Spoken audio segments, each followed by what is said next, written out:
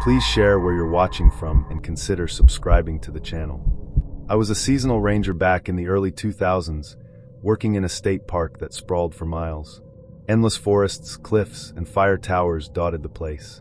That summer, the ranger usually paired with me sprained his ankle badly and was out for weeks. Management asked if I could cover a patrol alone. I figured why not? I was in my early 20s, still stubborn enough to believe nothing bad could touch me. Patrolling solo wasn't unusual, but it was different. Every snap of a branch made me turn my head. Every sound carried sharper through the trees. I kept telling myself it was fine. Just a few days, log some trail conditions, check the caches, climb the tower, and head back. The first night, I pitched camp beside a little creek. The sky was clear, and crickets were so loud it felt like the forest was humming. I made some ramen, logged my notes by flashlight, and crawled into the tent. Around 2 a.m, I woke to something clattering near the fire pit. I figured it was a raccoon. When I shined my flashlight, my cookpot was rocking back and forth in the dirt. I laughed nervously and went back to sleep, but the unease stuck with me. Day 2, I made it to the old observation tower. The place was a relic from the 40s, all rust and creaking stairs, but the view stretched forever. I was leaning against the railing, scribbling notes, when I noticed movement below. At first, I thought it was a bear, the way the shadow slipped between trees. But then I caught it again. A figure. Human. Just far enough away that I couldn't make out details. Whoever it was, they were watching the tower. I froze. Called out, "Hey, you need help down there?" The figure didn't respond. Just shifted back into the tree line and was gone. That night, I set up camp about half a mile from the tower. I couldn't shake the feeling someone had followed me.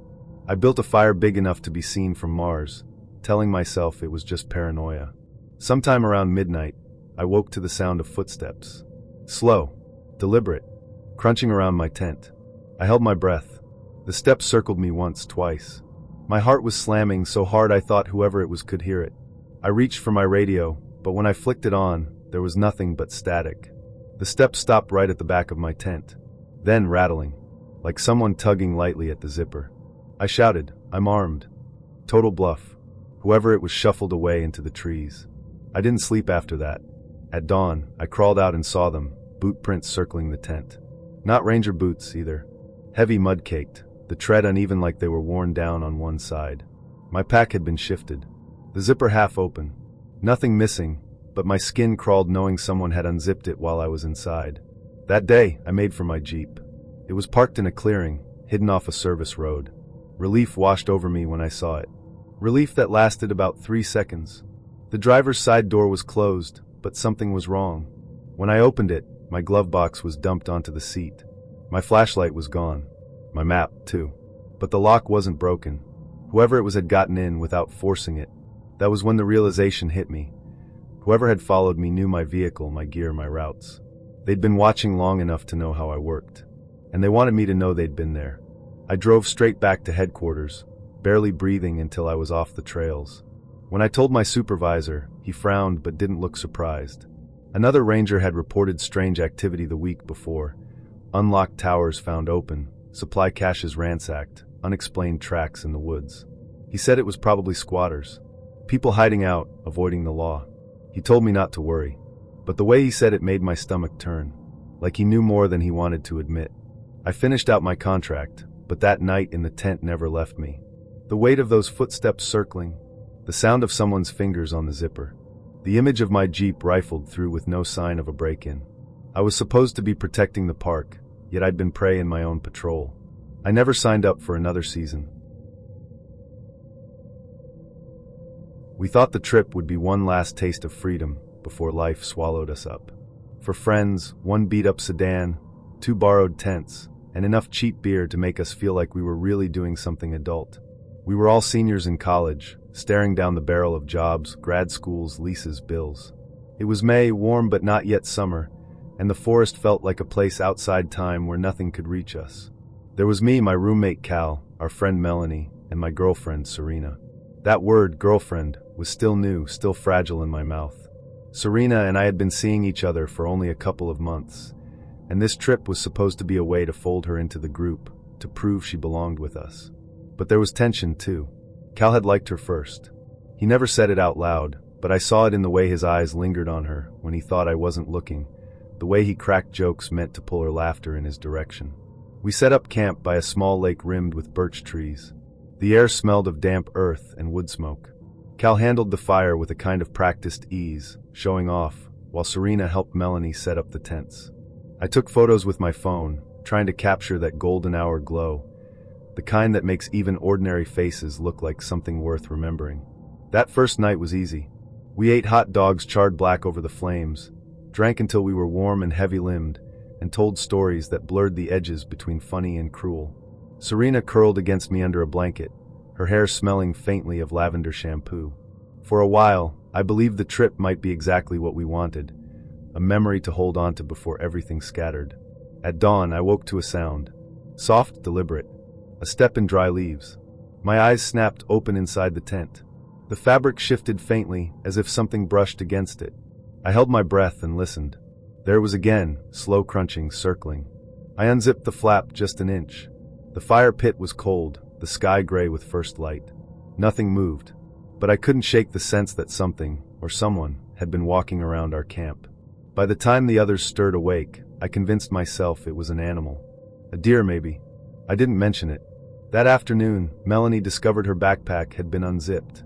Nothing major missing, just a flashlight and a pack of trail mix. She blamed raccoons. Cal laughed and mimed a raccoon pawing through zippers until Serena chuckled too. I smiled stiffly, pretending not to feel the jab of jealousy. But that night, everything changed. We'd just settled in when I stepped away from the fire to piss in the trees. The forest pressed close, silent except for the crackle of flames behind me. That's when I saw him. A figure at the edge of the firelight. Ragged clothes hanging off a thin frame. Hair matted, beard tangled. His eyes caught the firelight, bright pinpoints in the dark. He wasn't moving, just watching. My throat closed. I stumbled back toward camp, heart pounding. "Someone's out there," I hissed, grabbing Cal's arm. He frowned. "What do you mean, someone?" I turned to point, but the man was gone. The trees stood still, empty. Melanie's laugh faltered. Serena clutched my sleeve. "You saw him," she whispered. "Yes," I said louder than I meant. "A man. Right there." The night thickened around us, every shadow suddenly suspect. Cal swore under his breath and tossed another log on the fire. We huddled close, listening. At first, nothing. Then footsteps. Light, steady, circling just beyond the reach of the flames. Melanie gasped. "You hear that?" We all did. A slow pacing around the camp, sometimes near, sometimes farther. Never breaking twigs by accident, never rushing. Whoever it was knew exactly how to move quietly. We shouted, "Hello? Who's there?" But got no answer. Serena whispered that we should get in the car, drive away, but the sedan was parked half a mile down the dirt road. The thought of walking that distance in the dark, with someone moving in the trees, was worse than staying put. So we stayed by the fire, clutching sticks like weapons, trying to convince ourselves it would stop. Hours bled away. Every time the fire crackled low, the footsteps came closer. Every time sparks rose and the flames jumped higher, the sounds retreated. It felt like a game to him, circling us, reminding us how helpless we were. At one point, Serena leaned close, her lips brushing my ear. "This is your fault," she whispered, voice trembling. "You wanted this trip." The words cut deeper than she knew. Cal glared at me from across the fire, as if daring me to admit I was exaggerating, making it up. But then the footsteps shifted behind him, and he flinched so hard his bottle tipped over. He believed after that. We never saw his face again, but we felt him. All night, we sat in that circle of light, afraid to move, afraid to sleep. Serena's hand clutched mine so tightly my fingers went numb. At one point, she broke down crying quietly, and Cal's eyes softened in a way that made me hate him. I hated that even in terror, she could draw out something tender in him. When dawn finally came, we didn't speak. We packed in silence, moving fast. The forest looked ordinary again, innocent. But the dread clung to us like smoke. At the ranger station, we stammered out what happened. The ranger, a broad man with a sunburned neck, listened with one eyebrow raised. He told us it was probably just a drifter, maybe a hunter. "You kids spook easy," he said, scribbling a half-hearted note. "You'll laugh about it in a week." We didn't laugh. We didn't speak of it at all on the drive home. Serena leaned against the window, silent. Cal drove without turning on the radio. 2 weeks later, I saw a news article online. 2 hikers had vanished in that same area. Their campsite was found abandoned, gear scattered, fire pit cold. No trace of them. I showed the article to Serena. She stared at it, then at me. "We should never have gone," she said. And that was all. Our relationship didn't last long after that. Something in her had changed, something in all of us had. Every argument felt sharper, every silence heavier. It was as if the night in the woods had peeled away some protective layer we didn't know we had. We couldn't go back to being carefree, to pretending we were untouchable. I used to take my camera everywhere. Old factories, collapsed barns, empty quarries, anywhere forgotten. Something about peeling paint and broken glass fascinated me. It wasn't just art, it was a way of capturing places people weren't supposed to see. One summer afternoon, I set out alone with a backpack, water, and my Nikon. The quarry I picked was remote, an hour down backroads, ringed by limestone cliffs with a still pond at the bottom. The place had been abandoned for decades, the equipment long rusted away. It was supposed to be silent, empty, but it wasn't. Right away, I noticed tire tracks in the dirt, fresh ones cutting over the older ruts. The gravel at the entrance had been displaced recently. At first, I thought maybe kids had been joyriding, but these tracks were heavier, deeper. A truck, maybe even several. Curiosity got the better of me. I followed the tracks down to the quarry floor. They wound around boulders and disappeared behind a ridge. That's when I saw it. Half buried in the rock face was a hatch. Steel, rectangular, painted the same dull gray as the stone around it. If not for the tire tracks leading directly to it, I would have walked right past. The hatch was ajar. I should have turned around then. Instead, I crouched and tugged it open. The hinges groaned faintly, like it hadn't been moved in a while, but inside the air was cool and dry. Steps led down into a narrow passage lit dimly by battery lanterns. It wasn't abandoned. At the bottom was a room that stopped me cold. Metal shelves lined the walls, stacked with crates and boxes. Some marked with dates. Some with military-style labels. MREs. Medical supplies. Water jugs. A whole corner piled with rifles and handguns neatly racked. On a folding table sat a row of notebooks. Spiral-bound, covered in grease smudges. I flipped one open. Numbers. Columns. License plates written in careful block letters. Next to them, descriptions. Blue Chevy, dented fender. White sedan, state plates. Then I saw one that froze me completely, my own license plate. The same number I'd just parked at the edge of the quarry. The room felt suddenly smaller. Claustrophobic. The air tasted stale. My heart hammered in my throat. I backed away, eyes darting to the other shelves. Radio equipment humming faintly, maps with pins stuck in highways, Polaroids of cars, people. Strangers caught mid-step. I didn't realize how loud my breathing had gotten until I noticed another sound. A drip, then another. I turned and saw a drain in the corner, rust-stained. The concrete around it was damp. Spattered. Dark in places. Blood. I don't know how I kept myself together, but I forced my legs to move. I shut the notebook, set it exactly where I'd found it, and climbed the stairs back up, hands trembling so badly I nearly dropped my camera.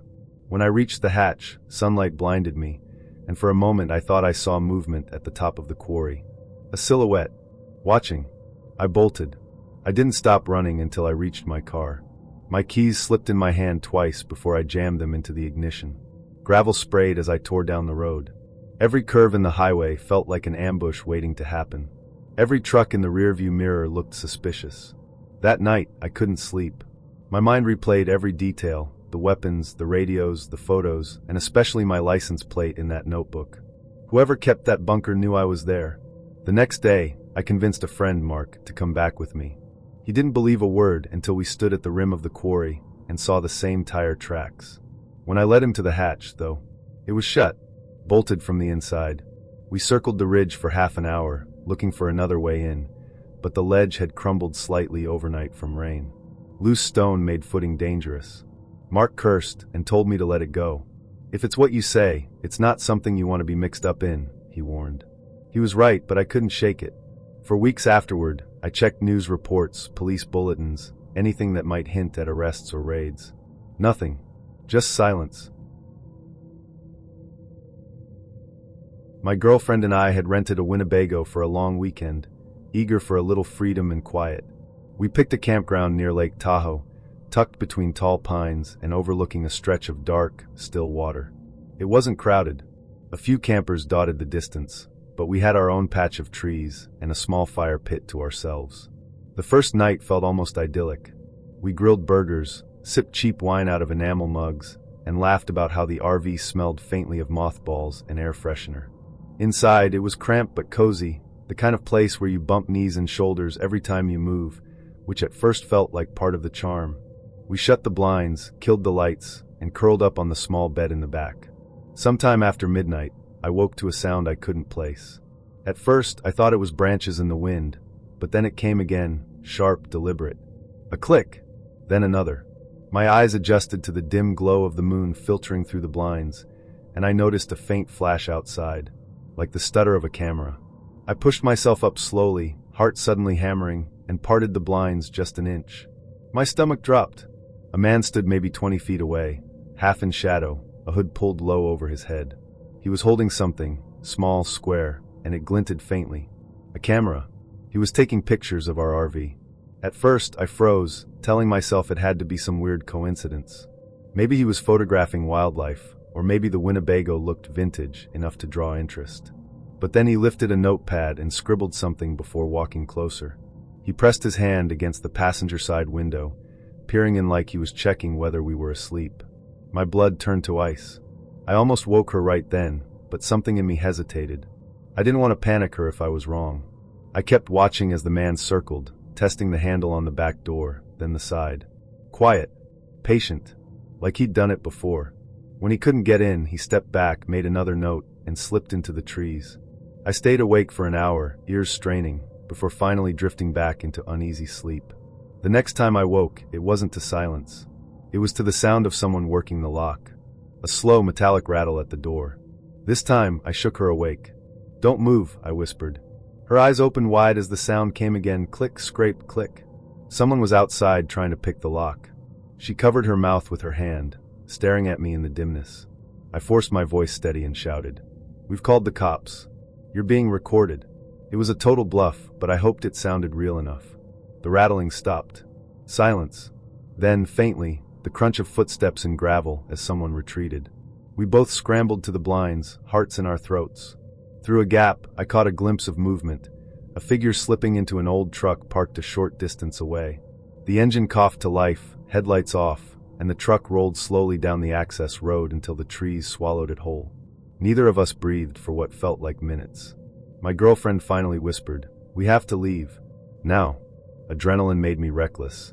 I wanted to throw the door open, run outside, prove he was gone, but reason won. We packed in silence, stuffing blankets and clothes back into bags, tripping over each other in the narrow aisle. Every sound seemed amplified, the squeak of the cabinet door, the click of the fridge latch. I was terrified he was still out there, waiting for us to step into the open. At 2 a.m., we fired up the Winnebago and pulled out, headlights sweeping over the empty road. The campground seemed deserted, the night eerily calm, as though nothing had happened. But every shadow between the trees looked like it could hide a man with a camera and a notepad. We didn't stop until we reached a brightly lit truck stop 20 miles down the highway. Surrounded by semis and the smell of diesel, we finally felt safe enough to breathe. We sat there in the cab for a long time, holding hands in silence. Neither of us wanted to admit out loud how close it had felt, how exposed. The next morning, we drove into town and reported what happened. The officer listened, but his face barely changed. "You're not the first," he said finally. "We've had a string of break-ins like that. RVs, campers, even some cabins. Same description, a guy in a hoodie, older pickup truck. He usually scouts before trying the locks." "So, what do we do?" my girlfriend asked. The officer shrugged. "Best thing is don't camp alone. Stick to the main sites. And if you see that truck again, call us right away." That was it. No real protection. No patrol car to check the campground. Just advice to stay somewhere more crowded. We tried to laugh it off on the drive home, but the humor fell flat. For days afterward, I kept replaying that moment. The notepad, the camera, the patient way he circled our RV. He wasn't just trying random doors. He was cataloging, watching, learning. That thought settled in me like a sickness. Sometimes, when I'm driving at night, I still catch myself scanning the rearview mirror for headlights that linger too long. I still wonder what he wrote about us in that notepad. What he planned to do if we hadn't woken up. And I'll never forget the look on her face when the lock rattled. The kind of fear that doesn't fade. The kind that changes how safe you ever feel again. We set out for a romantic getaway in the woods. What we got was a reminder that sometimes the scariest thing in the dark isn't a bear or a storm. Graduation was supposed to feel like freedom, but to me it felt like falling into a void. Diplomas in hand, we were about to scatter into jobs, grad schools, apartments, and debt. One last trip before all that responsibility settled in felt like the right way to say goodbye to who we'd been. Yosemite was our choice. A classic. Big skies, ancient granite, rivers cold enough to make you gasp when you plunged in. There were 5 of us, me, my best friend Ryan, his girlfriend Naomi, our friend Liz, and Claire, my girlfriend of 3 months. I still tripped a little calling her that, like the word might break if I said it too loudly. She hadn't spent much time with the group yet, and this trip was supposed to be her introduction, the moment she slotted into our circle. The drive up was loud, music blasting, snacks passed around, Liz telling stories that made Naomi laugh until she cried. Claire leaned her head on my shoulder, smiling quietly, and I felt a rush of pride. She belonged here, with me, with us. The first day was golden. We hiked miles of trails, swam in the river until our skin went numb, and came back sunburned and exhausted. Ryan made a fire big enough to roast half a cow, and we cooked hot dogs and s'mores while bats darted overhead. Claire sat close to me on a log, her hand brushing mine, the kind of small, casual intimacy that felt louder than anything else happening. When the stars came out, the night was so clear it hurt. Billions of them, sharp as glass. We lay on our backs, staring up, pointing out constellations we half remembered from grade school. For a little while, I forgot about the looming future. For a little while, I thought this might be one of those perfect memories you hold on to when life gets dull. But perfection never lasts. It started with a sound. A crack, loud enough to snap us all upright. Not the dry crumble of deadfall. This was sharper, wetter. A living branch breaking. Ryan frowned into the dark. "Dear," he said, but it sounded like a question. Then another crack, higher up this time. 6, maybe 7 feet off the ground. Too high for a deer. Claire's fingers found my arm. "That's not a deer," she whispered. I wanted to agree, but my throat locked up. I stared into the tree line, the firelight flickering weakly against the trunks. And then I saw it. Just for a second. A shape. Massive. Upright. Moving between the trees with a slowness that felt deliberate, almost thoughtful. My brain scrambled for explanations. A bear reared up on its hind legs? A trick of shadows? But I'd been camping enough to know. Bears didn't move like that. "Jesus," I muttered, standing so fast my chair toppled.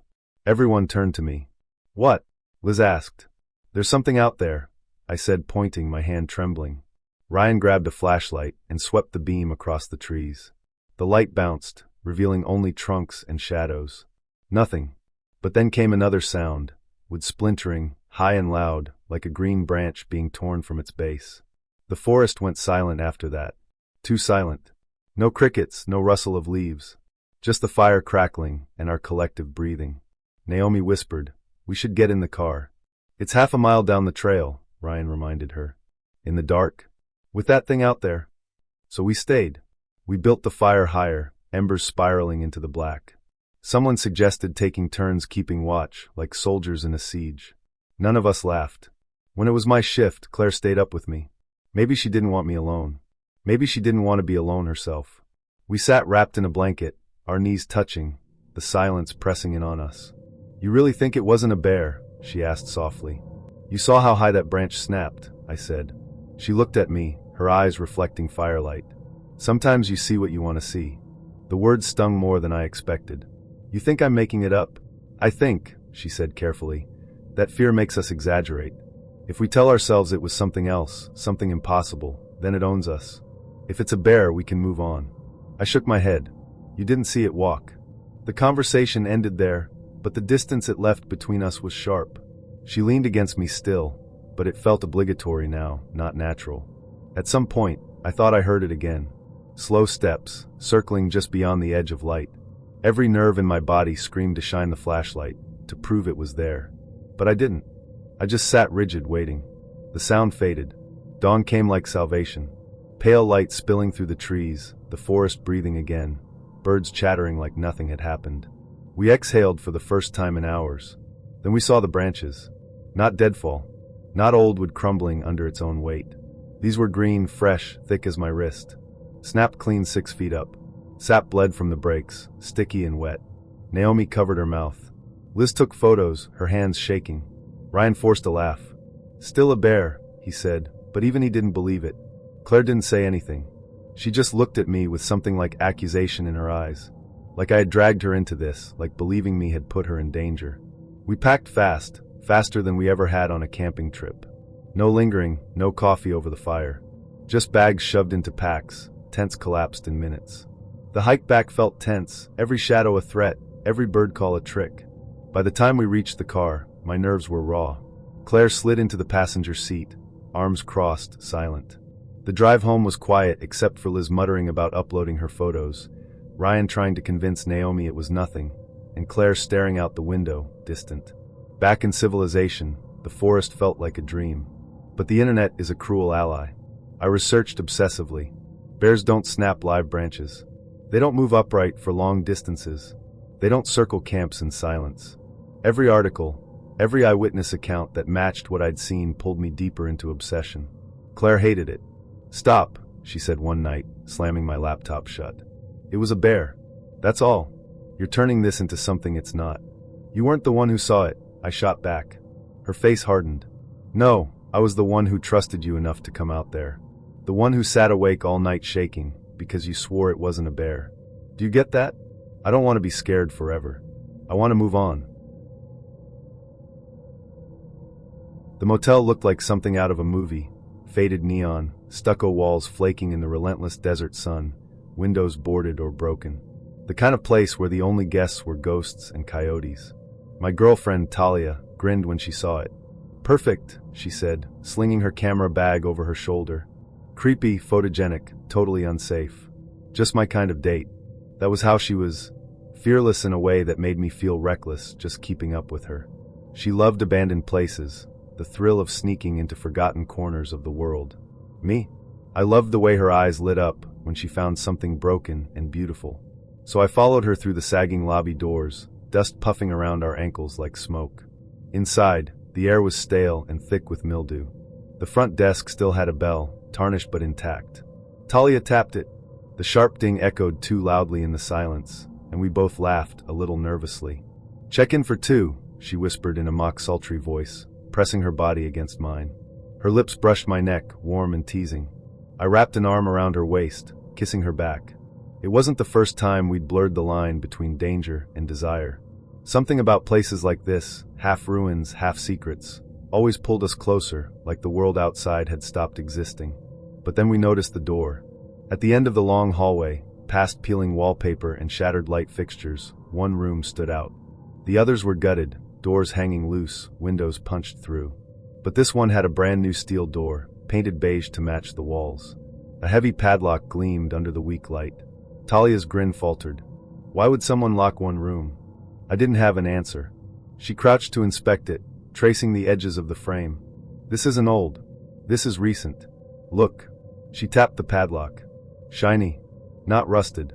Somebody's been here." Every instinct told me we should leave. But Talia's curiosity was a force of nature. She pulled a hairpin from her back pocket and started working at the lock. "You've done this before?" I asked. She shot me a wicked look. A girl's gotta have hobbies. 10 minutes later, the lock snapped open. My stomach tightened as she pushed the door. Inside wasn't dust and decay like we expected. It was alive. Generators hummed in the corner. Fluorescent bulbs flickered overhead. Shelves lined the walls, stacked with crates and cardboard boxes. A folding table was covered in maps, radios, and binders. The air smelled faintly of oil and something metallic, blood maybe. "This is," I whispered.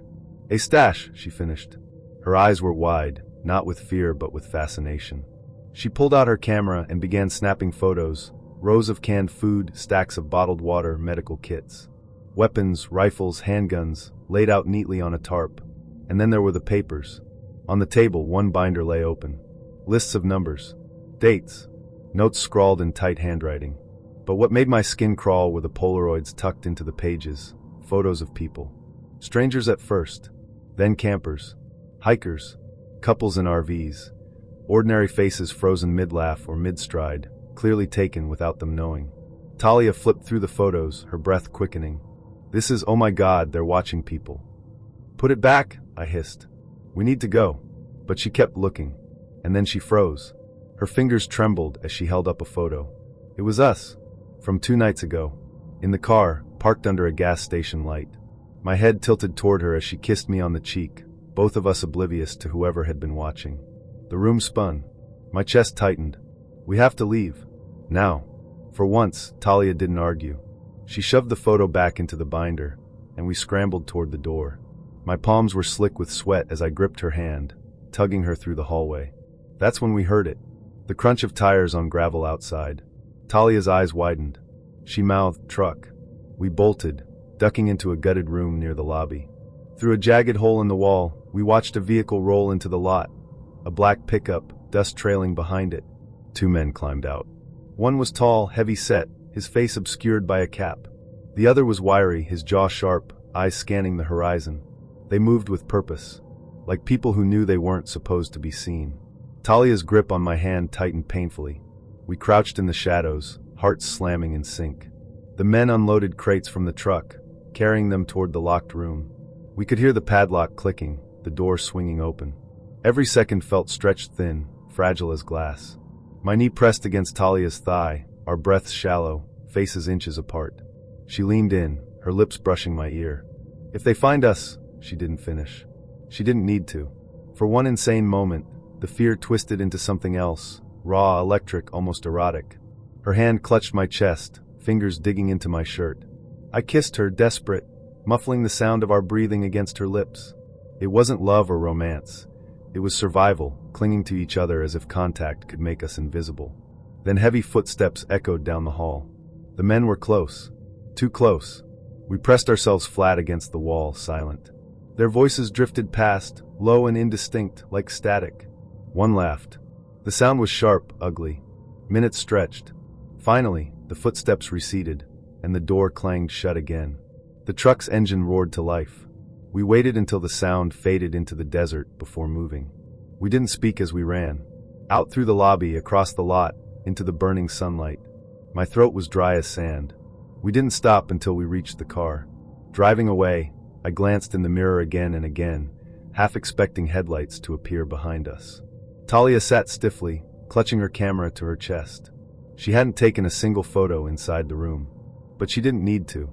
The image of those Polaroids, especially the one of us, was burned into both our minds. That night, in the cheap motel we paid for 3 towns over, we couldn't stop touching each other. Not out of love, but out of terror. Kisses turned frantic, sex messy and urgent. Every creak of the bed made us flinch, every sound outside made us freeze. It was as if proving we were alive, together, was the only way to fight back against the image of ourselves frozen in someone else's secret collection. We shouldn't have been there. That's the truth. The high-rise had been condemned for years, its glass windows shattered, steel skeleton rusting in the city skyline. But thrill-seeking was our thing. Breaking into rooftops, climbing fences, fucking in places we weren't supposed to be. It made us feel alive. So when Maya suggested the high-rise, I didn't argue. We slipped through a broken chain-link fence just after sunset, the streetlights below flickering to life.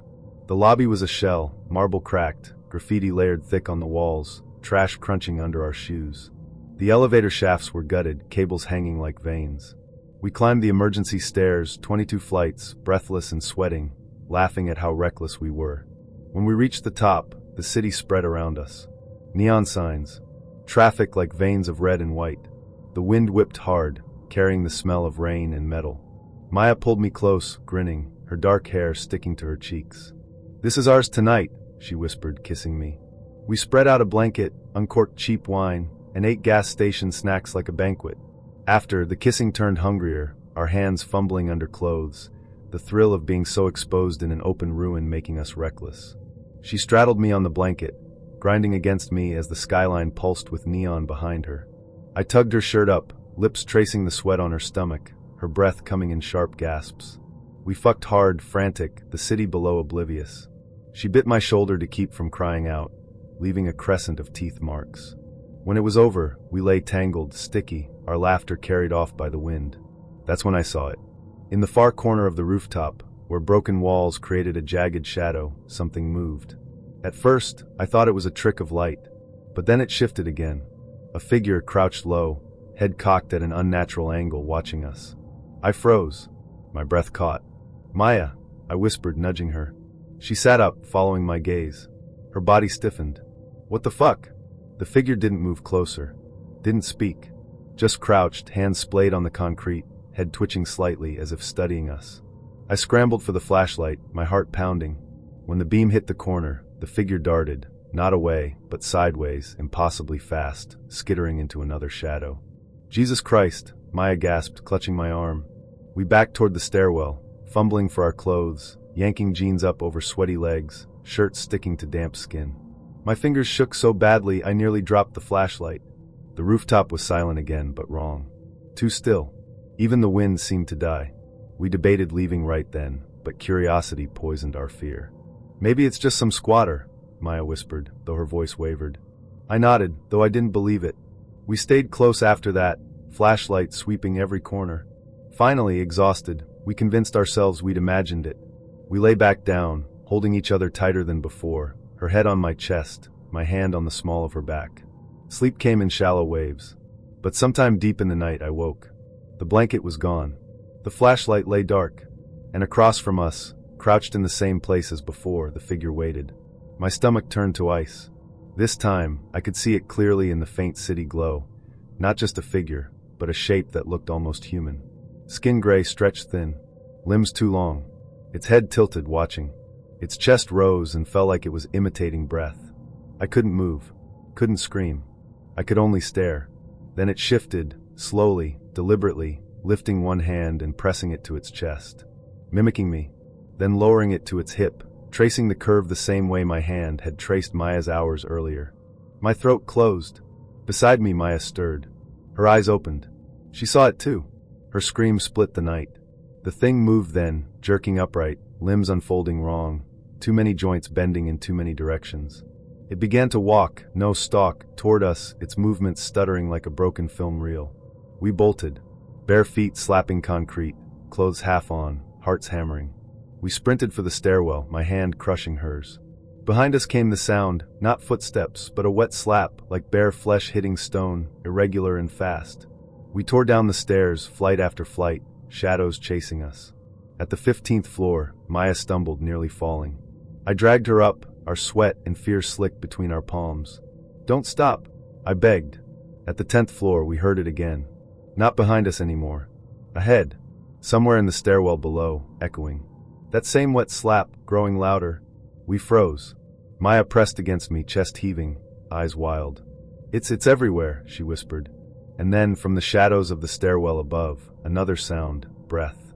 Heavy, ragged. We were trapped. I pulled her into an empty hallway, through a doorway hanging off its hinges. Inside, the office floor was gutted. Cubicles collapsed, drywall torn open. We crouched behind a half-standing partition, clutching each other. Her face was inches from mine, her breath hot and fast. I kissed her, not out of desire, but out of desperation, like contact could anchor us. She kissed me back, hard, biting my lip until I tasted blood. Fear made it raw, primal. We pressed against each other, seeking warmth, distraction, anything but the sound of the thing moving closer. In the corner of my eye, shadows stretched unnaturally long across the floor. We held each other until dawn bled gray through the broken windows. The sound stopped sometime in the night, but we didn't dare move. When the light finally came, the building felt empty again. Silent. We left without speaking. We didn't look back at the high-rise, but later, when I showered, I saw it. When I was 11, I thought the world was endless. Summer stretched like an ocean, and the woods behind our neighborhood were our kingdom. My sister, Emma, was 13, old enough to boss me around, young enough to still join me on stupid adventures. We spent whole days wandering trails, building forts out of branches, pretending we were explorers no one had ever heard of. There was a rule, though. Don't go near the ranger tower. It stood half a mile into the trees, a skeletal old structure of iron and wood that rose above the canopy like a sentinel. It had been condemned years ago, the stairs rusting, the boards creaking underfoot. Parents said it was dangerous. Rangers said it was off limits, which made it irresistible. One afternoon, when the air hung heavy and hot, Emma dared me to go with her. "You're not scared, are you?" she teased, her eyes sharp with the kind of challenge only an older sister could deliver. Of course, I followed. We wound through the trees, sweat dripping down our backs, cicadas screaming in the branches. When the tower finally appeared, I felt my chest tighten. It loomed impossibly tall, the metal framework streaked orange with rust, the cabin at the top leaning like it might topple in the wind. Emma didn't hesitate. She climbed, her sneakers clanging against the stairs. I lingered at the bottom, craning my neck, my heart pounding. "Come on," she called down. "You're so slow." I forced myself up after her, gripping the railing until my palms stung. Every step groaned under our weight, but the thrill of defiance pushed us higher. When we reached the top, the view was staggering. Trees stretched forever, green waves rippling to the horizon.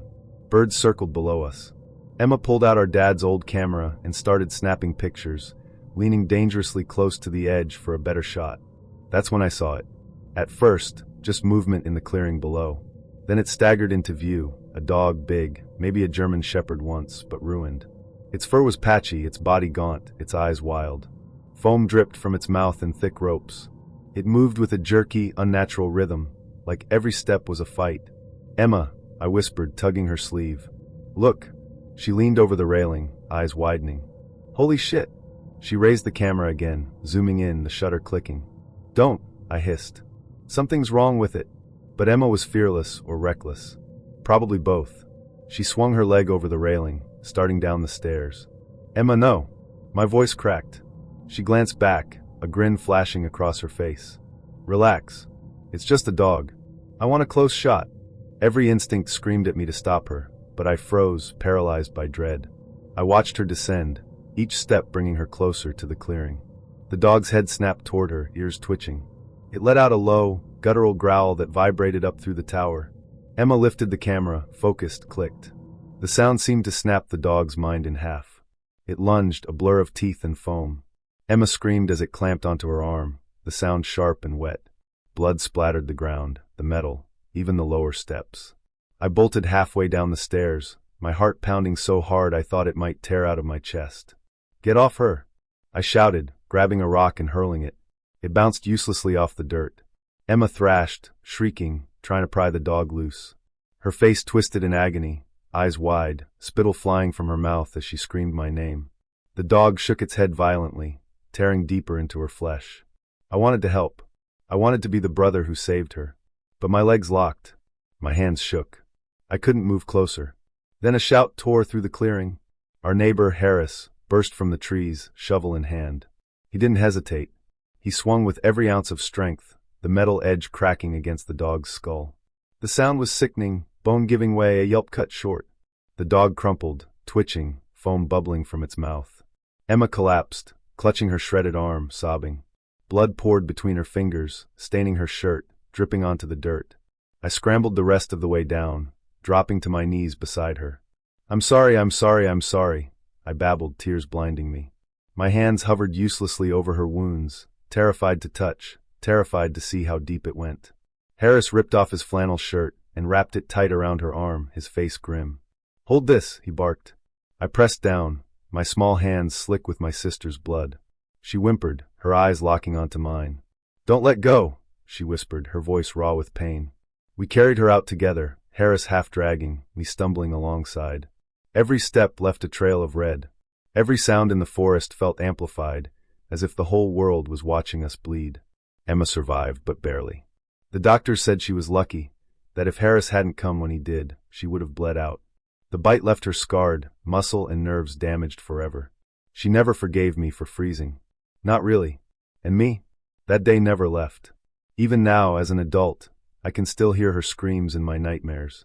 I can still smell the copper tang of blood, the froth dripping from the dog's mouth. I can still feel the helplessness, the way my body betrayed me, paralyzed when my sister needed me most. I still don't know if I should call it a haunting, a break-in, or something else entirely. All I know is it began the night we decided to spend our first weekend together in the little cabin her aunt owned near the lake. It was supposed to be romantic, isolated, quiet, a trial run of what it might feel like to really live together one day. No roommates, no dorm noise, just us, a stack of movies, a bed that squeaked when you turned over too hard, and a fridge full of cheap wine and frozen pizza. The first night was perfect. We fucked on every piece of furniture in that cabin, on the creaky bed, on the couch that smelled faintly of mildew, even against the kitchen counter with the pizza oven beeping in the background. We laughed until we couldn't breathe, bodies slick with sweat, her hair sticking to my face, her thighs squeezing mine until my bones hurt. That raw, messy kind of sex that feels less about control and more about being consumed. Afterward, we lay tangled under thin sheets, still damp, sipping wine straight from the bottle. The night pressed close around the cabin. No traffic, no voices, just the sound of water lapping against the shore outside and the whisper of wind through the trees. She fell asleep with her head on my chest, my hand resting on the smooth curve of her hip, and for a moment I thought, this is what happiness is supposed to feel like. Then came the sound. At first, I thought it was rain. A faint, wet patter against the porch outside. But when I lifted my head, the night was clear. Moonlight spilled silver over the lake. The sound came again. Not drops. Steps. Slow, deliberate, squelching. Footsteps in mud. I froze, every nerve lit. The porch creaked under weight. My girlfriend stirred against me, mumbling, but didn't wake. I slid out of bed, the sheet dragging sticky over my skin, and grabbed the flashlight we'd left by the door. When I opened it, the porch was empty. The steps were still wet, though, smeared prints leading up to the cabin. Bare feet, long and narrow, pressed deep into the wood. I shined the light across the yard, the trees, the shoreline. Nothing moved. The night was too still. I swallowed hard and shut the door. The next morning, the prints were gone. Not faded. Gone. The porch boards were dry, clean, as if nothing had ever touched them. My girlfriend laughed when I told her.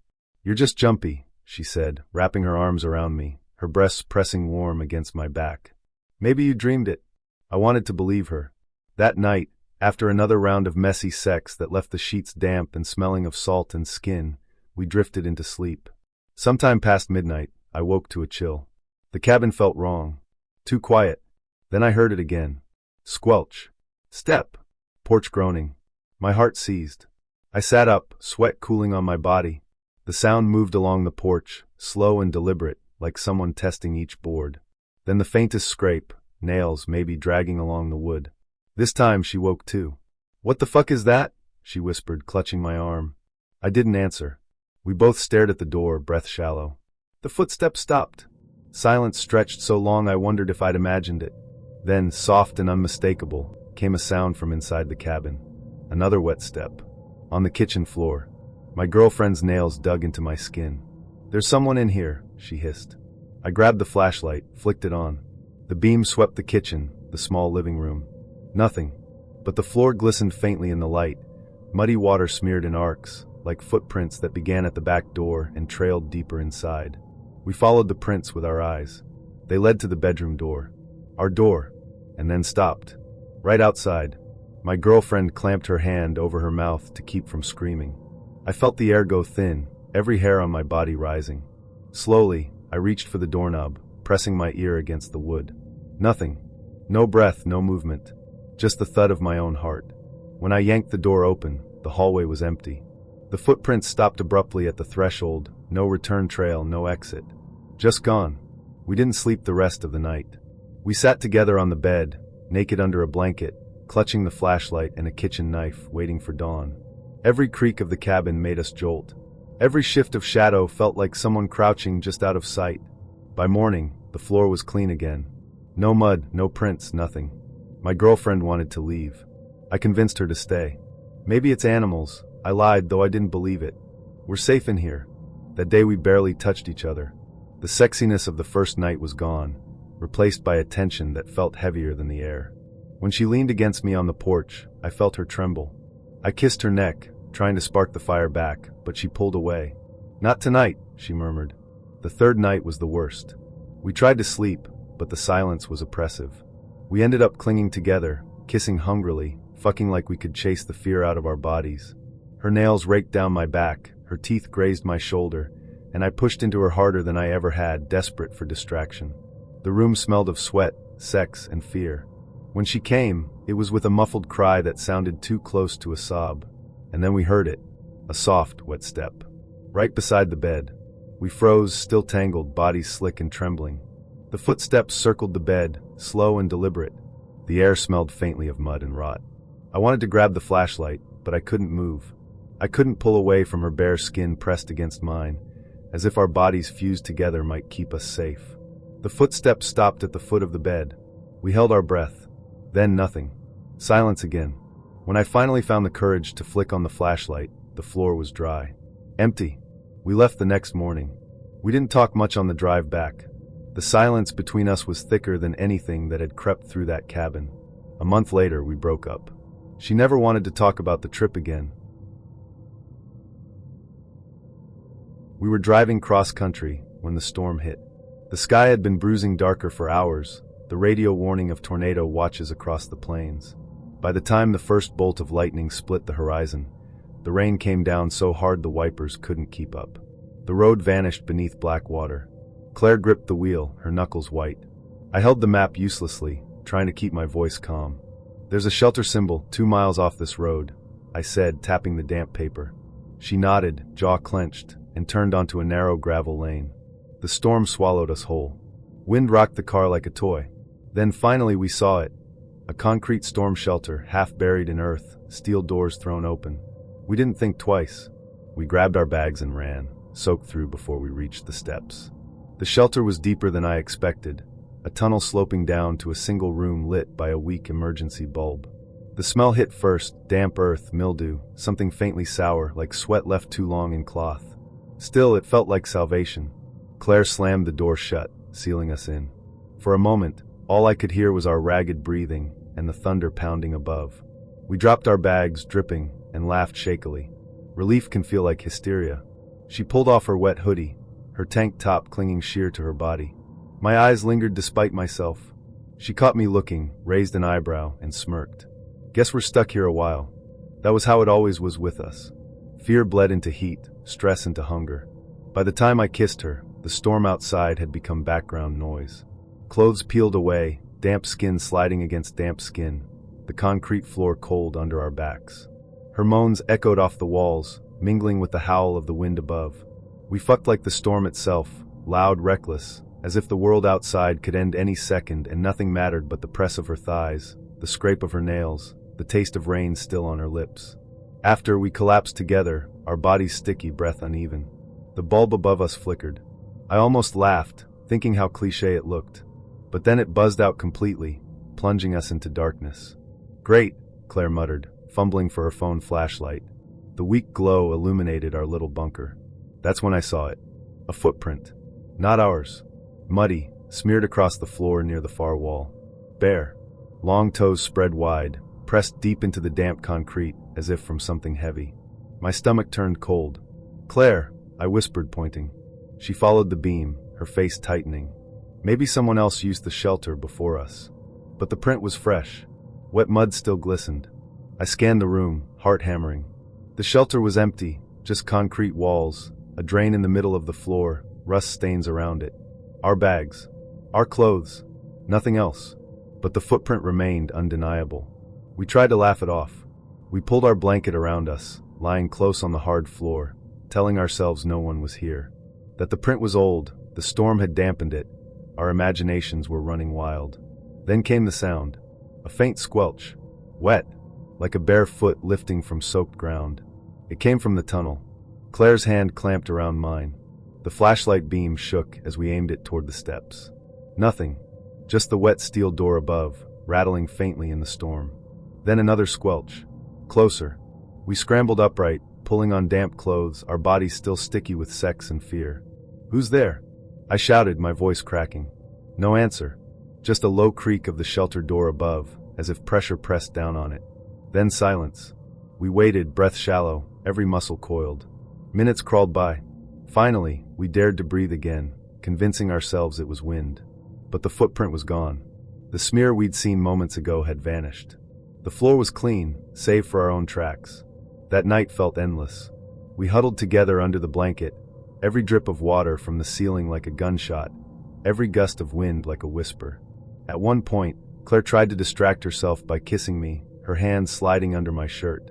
I kissed her back, desperate for comfort, but it felt wrong. Every brush of her skin against mine made me think of the wet squelch of those steps. We touched anyway, frantic, as if intimacy could shield us. But afterward, lying together, we felt more exposed than ever. Sometime past midnight, I woke to cold air brushing my face. The blanket was pulled half off us. The flashlight lay on its side, beam aimed toward the drain in the center of the room. And there, smeared around the rusted grate, were more prints. Dozens, bare, wet, circling. Claire stirred, followed my gaze, and gasped. The drain gurgled faintly, water sloshing. The prints led to it. Ended there. Something had come up from below. We didn't sleep again. We clutched each other until dawn, when the storm finally eased. When we climbed out, the world was drenched, debris scattered, trees torn down. But the shelter door behind us stood still, water dripping from its frame. On the drive away, neither of us spoke. The silence between us was heavier than the storm.